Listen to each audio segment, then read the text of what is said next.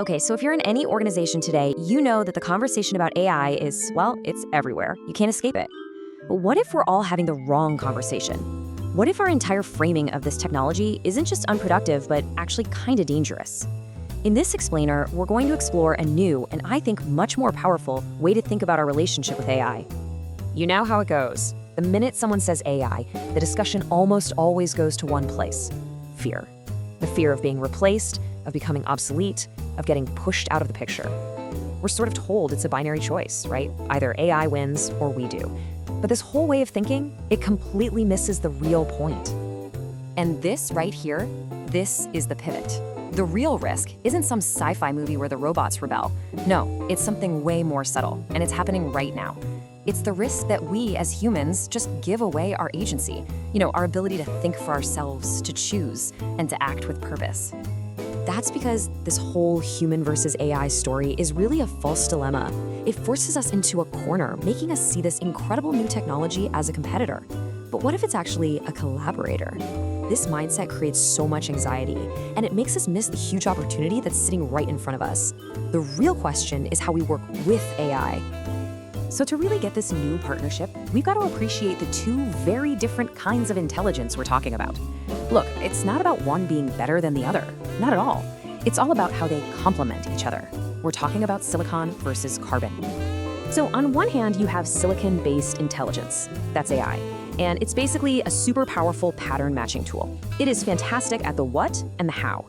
But then there's carbon-based wisdom, and that's us. That's the stuff that's forged from real-world experience and empathy. We're the ones who provide the crucial context, the why and the when. See, one will never replace the other. The real magic happens when we empower one through the other. Which means as leaders, we're really at a crossroads. There are two very clear paths ahead of us. One path uses AI in a way that slowly erodes our natural human abilities. And the other one? Well, the other path uses it to expand them. And believe me, the choice we make here has massive consequences. So when I keep saying agency, what does that actually mean? Well, simply put, it's our uniquely human capacity to look at a situation, make a wise judgment call, and then act on it with confidence. This right here is the core of our strategic value, and it's exactly what's at stake. And here are the two futures laid out plain and simple. On one side, you've got AI that erodes agency. The goal here is to replace human input with some black box answer. And where does that lead? Straight to de-skilling and dependence. But on the other side, we can use AI to expand agency. Here the goal is totally different. It's to empower human judgment. The AI provides the data, sure, but the human makes that final context-aware call. And the result? Upskilling, empowerment, and a way stronger organization. This quote from historian Yuval Noah Harari just hits it perfectly. The greatest danger isn't something external, it's internal. It's the risk that we design systems that make us passive, that make us start to doubt our own judgment, and ultimately stop believing in our own power to solve tough problems. Okay, so what does this all mean for leaders? It means your job description is changing.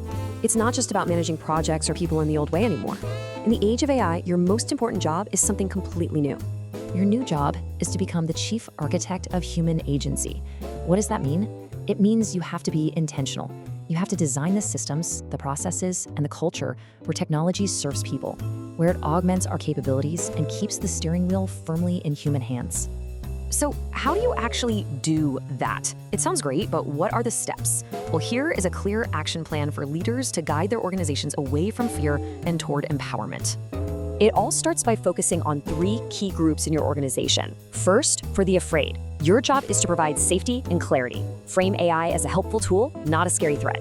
For the curious, your job is to encourage learning and experimentation, but within smart boundaries. And for your fellow leaders, the mission is crystal clear. Engineer empowerment. Build systems where your teams are true collaborators with AI, not just passive operators taking orders from a machine. And when you follow this path, you start to unlock this really powerful vision for the future of your organization, a true path to sustainable prosperity. So the foundation of this whole vision is collective empowerment. This isn't just about a few star players. We're talking about systematically protecting and expanding human agency across the entire organization.